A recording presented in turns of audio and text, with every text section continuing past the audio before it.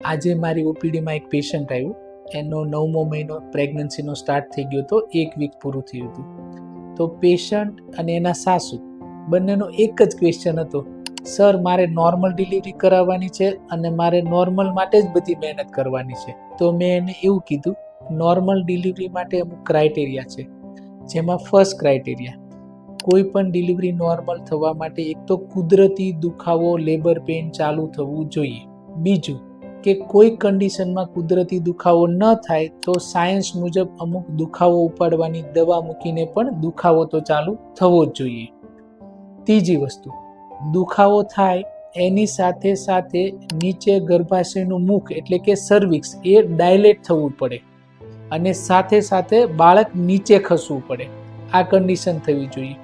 અને ચોથી વસ્તુ કે આ પ્રોસેસ દરમિયાન મધર એટલે કે એનાથી જોર થવું જોઈએ, પુશ થવું જોઈએ અને એક્ઝોસ્ટ ના થઈ જવી જોઈએ. જો આ બધી જ કન્ડિશન મેચ થઈ જશે તો એમને નોર્મલ ડિલિવરી થવાના પૂરેપૂરા ચાન્સ રહેશે.